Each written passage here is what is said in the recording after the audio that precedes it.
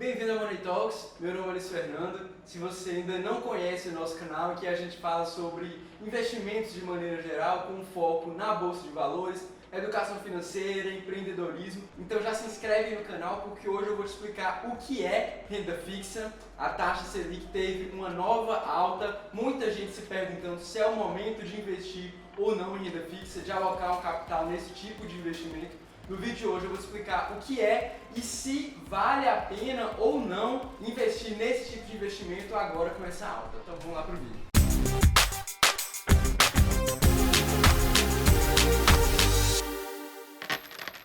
Como sempre, já vou pedir para você deixar aquele seu like, que assim o seu patrimônio vai se multiplicar cada vez mais. Isso é cientificamente comprovado. Então se inscreve no canal para você acompanhar mais vídeos como esse e, claro, para ajudar a gente a crescer. Então vamos lá falar de renda fixa. O que é renda fixa, afinal de contas? Nada mais é do que emprestar dinheiro a juros. E ela é chamada de renda fixa justamente porque as regras do jogo, as regras do investimento são definidas antes de você fazer o investimento. Diferente da renda variável, onde você não sabe quantos por cento seu capital vai valorizar ou desvalorizar ao passar do tempo, na renda fixa é tudo muito bem definido. Isso em termos de tempo de investimento, tempo de resgate e a forma como esse dinheiro vai ser multiplicado, como esses rendimentos serão distribuídos. E é muito importante a gente ter noção que em qualquer tipo de investimento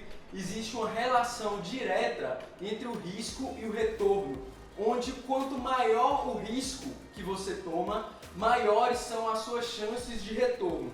Veja que não necessariamente esse retorno vai ser concretizado. Você assume riscos maiores na expectativa de obter retornos maiores. E nesse espectro de risco-retorno, a renda fixa está no extremo de menor risco, onde, por consequência, o potencial retorno também é menor. Então, é considerado investimento de baixo risco e baixo retorno. Mas, mesmo dentro da renda fixa, existem diversos tipos de investimento. Então, precisamos entender, primeiro, que existem alguns índices que irão guiar a rentabilidade dos investimentos na renda fixa. Então vamos conhecer quais são esses índices, quais são essas taxas. E a primeira, a mais famosa de todas, é a taxa Selic. A taxa Selic é a taxa base da economia de um país. É utilizada pelo Banco Central para controlar a inflação e ela influencia todas as taxas de juros do país, como os juros dos empréstimos, dos financiamentos e das aplicações financeiras. Hoje a taxa Selic, que é definida pelo Copom, está em 6,25% ao ano. Para vocês terem uma noção, quando a gente gravou um vídeo explicando sobre renda fixa há um ano atrás, no começo do canal, essa taxa estava em 2,25% ao ano.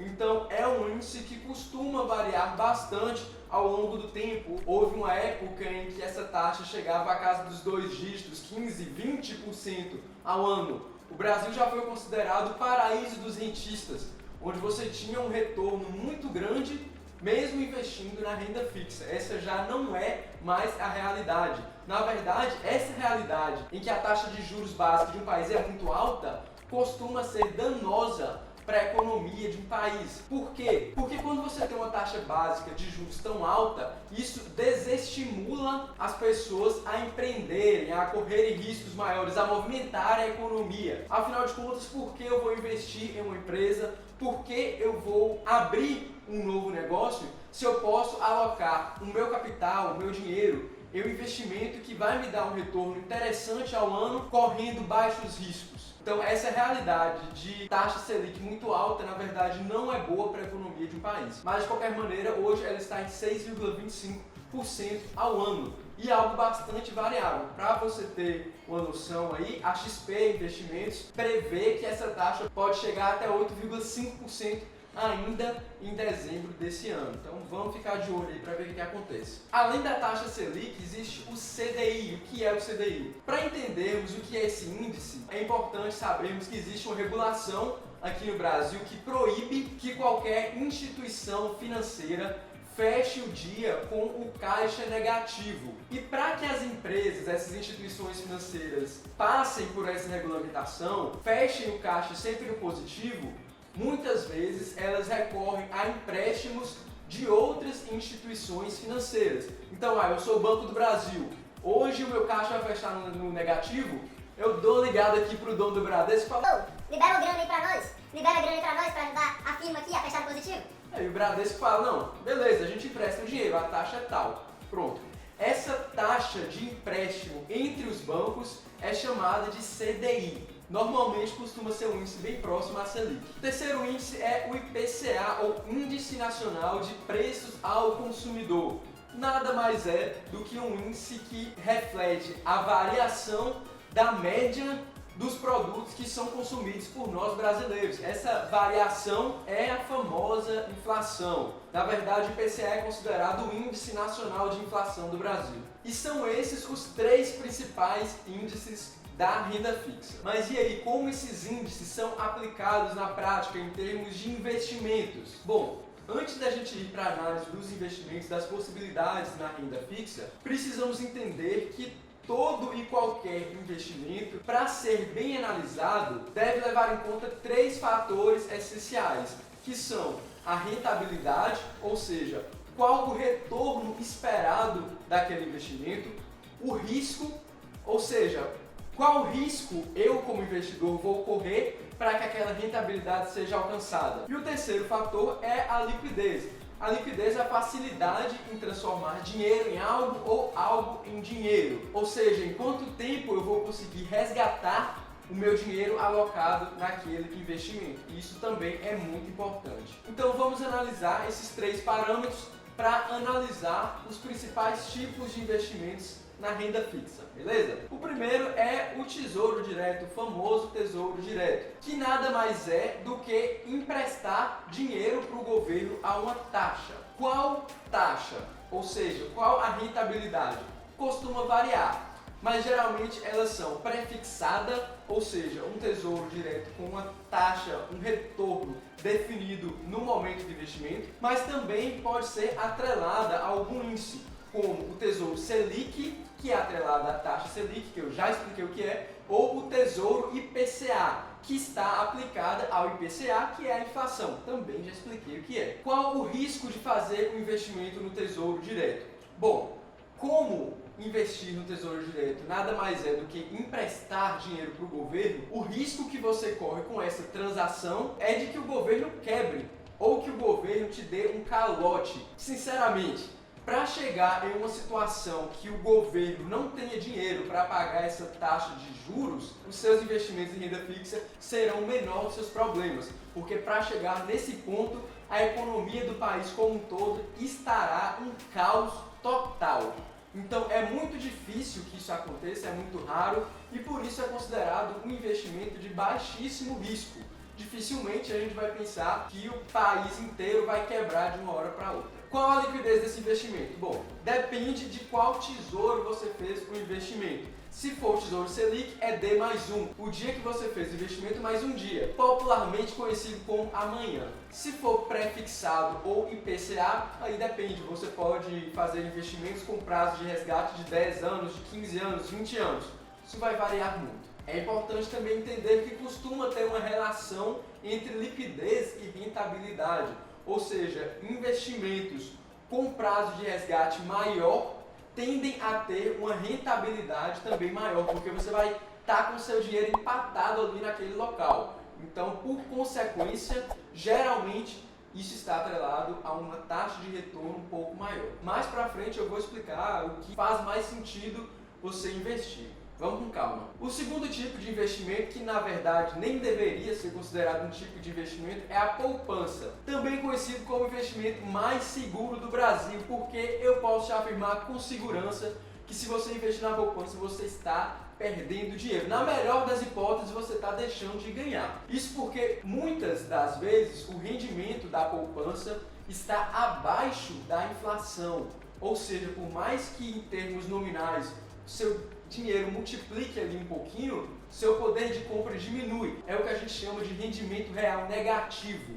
Seu dinheiro cresce a uma taxa menor do que a inflação, você perde poder de compra. E é por isso que eu não recomendo que ninguém coloque dinheiro na poupança. Mas mesmo assim, segundo a caderneta da poupança, 88% dos investidores brasileiros têm dinheiro na poupança. Por quê? Simplesmente por falta de conhecimento, porque nem eu, nem você tivemos acesso à educação financeira na nossa escola. Agora essa realidade está começando a mudar, já existe uma lei em vigor que a educação financeira precisa estar inserida na educação das escolas, e também temos YouTube, você está no canal de educação financeira, e a nossa missão é fazer com que você não invista na poupança e consiga de fato fazer investimentos que te tragam retorno. Bem, a rentabilidade é de 70% da taxa Selic e a liquidez é imediata, ou seja, faz o investimento ali, a hora que você quiser, você retorna o seu dinheiro. Qual o risco desse tipo de investimento?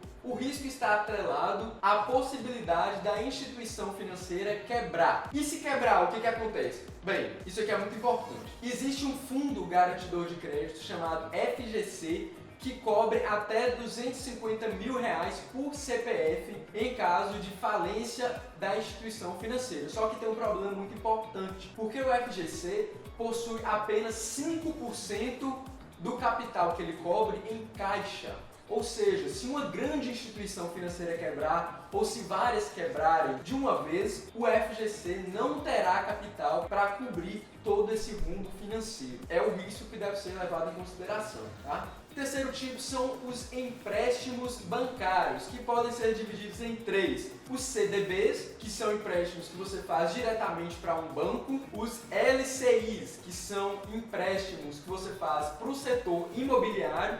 E o LCA, que são empréstimos feitos para o agronegócio, para o setor agrícola. Em termos de rentabilidade, é similar ao tesouro, já que pode ser pré-fixado, pode ser atrelado ao IPCA ou ao CDI. Aliás, se você não entende como os bancos ganham tanto dinheiro, é justamente através desses empréstimos bancários. Ou seja, você empresta dinheiro para o banco a uma taxa relativamente baixa e o banco reempresta esse dinheiro para outras pessoas, para outras empresas a taxas muito maiores. Essa diferença entre a taxa que o banco capta dinheiro e a taxa que ele empresta é chamada de spread bancário, e é justamente em cima dessa diferença que vem boa parte do lucro dos grandes bancos tradicionais do mundo inteiro. Qual o risco desse tipo de investimento? É o risco da instituição financeira falir. Mas cuidado, porque tem algo muito importante aqui, tá? Como eu já disse, todo investimento está atrelado a um risco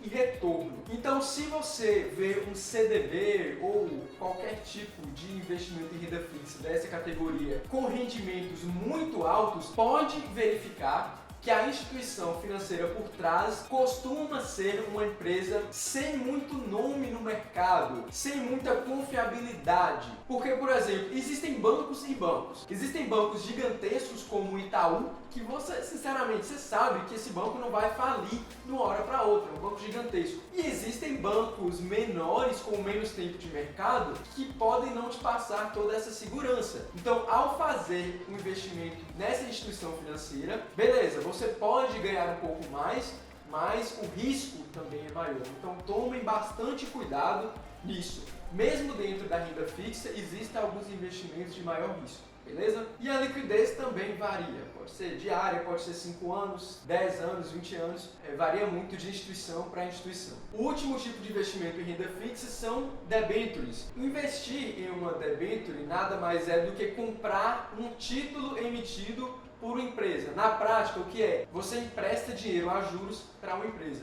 Qual a rentabilidade? Mais uma vez, pode ser pré-fixada, atrelada ao IPCA ou ao CDI. Qual o risco desse tipo de investimento? É o risco de uma empresa quebrar. Então, o que eu falei para os bancos, novamente se aplica para as debêntures. Existem empresas e empresas. Então, fazer um investimento em termos de debêntures em uma empresa gigantesca com muito tempo de mercado é diferente de você comprar uma debênture do bar do Zezinho da sua esquina.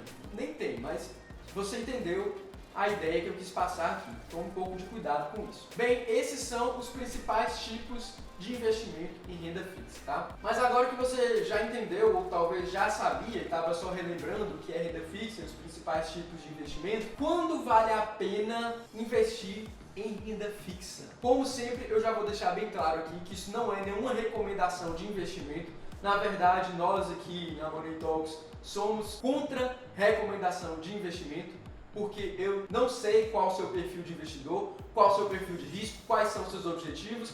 É provável que eu nem te conheça. Então toda carteira deve ser muito bem customizada de acordo com cada pessoa. Estamos aqui para te ensinar como montar o seu portfólio, tá? Mas o que eu faço, como eu penso os investimentos em renda fixa? Estatisticamente falando e historicamente falando, a renda fixa não é o tipo de investimento que dá mais retorno.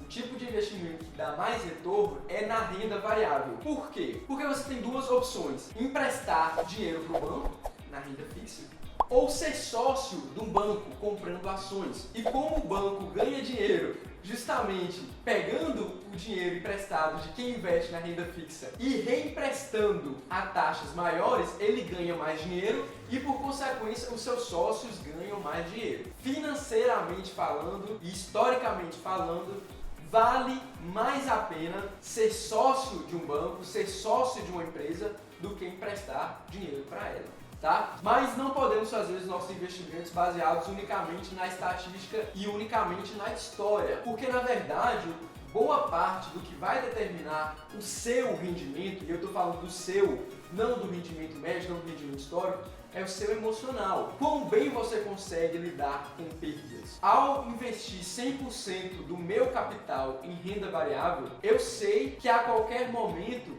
o meu dinheiro pode cair 20, 30, 50, 80%, mas que no longo prazo ele vai recuperar. Que se eu investir em boas empresas, eu vou ter ótimos retornos no longo prazo. Só que não é todo mundo que consegue abrir a sua conta durante um evento catastrófico como uma pandemia e ver que você perdeu 80% do seu capital. É nessa hora que muitas pessoas descobrem que elas não deveriam estar na renda variável ou não deveriam ter um percentual relevante da carteira na renda variável. Porque é nesse momento que a água bate na bunda que muitas pessoas se desesperam, vendem no prejuízo e perdem muito dinheiro e saem falando que bolsa de valores é cassino. Então, se você não tem esse perfil emocional para lidar com perdas, você deve ter um percentual maior do seu capital em renda fixa, em rendimentos mais seguros, com uma previsibilidade melhor dos retornos. Ficou bem claro isso? Ah, mas eu não sei qual é o meu perfil de risco. Como eu defino meu perfil de risco? Pesquisa Money Talks mais como definir meu perfil de risco. Temos vídeo aqui no canal falando tudo sobre isso, tá? Ah, mas mesmo com a alta da Selic, agora, vale a pena investir em renda variável? Vale a pena investir em fundos imobiliários? Essa é uma dúvida muito comum. No longo prazo, sim. No longo prazo, investimentos em imóveis, investimentos em empresas tendem a performar melhor do que investimentos em renda fixa. Mas novamente falando, não sei se você vai ter estômago para superar e para passar bem por crises, tá? Então isso é algo muito pessoal. E para você que deseja investir em renda fixa, aonde você deve colocar o seu capital dentro dessas possibilidades? Vou te explicar um conceito muito importante que pode te ajudar a definir isso. A estratégia de Barbell. A estratégia de Barbell fala que os melhores ativos estão nos extremos em termos de risco. Ou seja, se você quer investir em ativos de baixo risco, invista naqueles que têm o menor risco. Se você quer investir em ativos de maior risco, invista naqueles de maior risco. É isso que vai te trazer maiores retornos. Então não vá para a renda fixa e casse o ativo mais arriscado dentro da renda fixa, porque isso não faz sentido. Por isso, não faz sentido comprar debêntures. Por exemplo, você vai estar correndo um risco alto com um possível retorno um pouco menor. Então, se você quer correr um risco maior, vá para as ações, vá para os fundos imobiliários. Esqueça isso de debêntures de empresa pequena, tá? Isso vai mais te atrapalhar do que ajudar. Então, indo por essa linha de raciocínio, o que eu faria, caso meu objetivo, meu perfil, seja investir apenas em renda fixa, por exemplo, boa parte em renda fixa. Eu colocaria boa parte do meu capital em duas opções: ou um tesouro direto ligado à Selic, que eu vou ter uma liquidez diária, beleza? A hora que eu quiser eu posso retirar do investimento, ou no IPCA+, ou seja, um rendimento atrelado à inflação, porque dessa maneira pelo menos eu não vou perder dinheiro. À medida que os produtos forem ficando mais caros, o meu capital também vai se valorizando. Então, no longo prazo, é uma boa maneira de você ficar no 0 a 0. E sinceramente, ao ficar no 0 a 0, você vai estar na frente da maioria dos brasileiros que ou não investem em nada, ou colocam na poupança, tendo rendimento real negativo, ou são traders que perdem dinheiro. Então essa é a maneira como eu montaria a minha carteira de renda fixa, que pode fazer mais sentido para você também, caso você tenha esse perfil mais conservador. Mas novamente, estatisticamente falando, o que dá mais retorno é ter boa parte do capital em renda variável. Por isso hoje eu sou 100% renda variável. Sei que estou sujeito a grandes perdas no curto prazo, mas eu aceito esse risco para colher mais resultados no longo prazo, tá? E outro bom uso que você pode fazer da renda fixa é utilizando ela como reserva de emergência. É importante que você tenha um capital guardado para que nos momentos de necessidade você não precise vender as suas ações. Então você pode colocar ali de 6 a 12 meses no máximo dos seus gastos mensais em um tesouro direto, no qual você não vai perder dinheiro e você resgata a hora que quiser. Então, na minha opinião, essas são as melhores maneiras de fazer investimentos em renda fixa, tá? Bem, se você gostou desse vídeo, deixa seu like, se inscreve no canal. Vou deixar para você que quer entrar nesse mundo da renda variável, eu vou deixar um vídeo aqui em cima, um card aqui do lado, mostrando como você pode definir a sua macroalocação, dividindo em renda fixa e renda variável, ações, ETFs, fundos imobiliários. Então, clica aqui e até o futuro.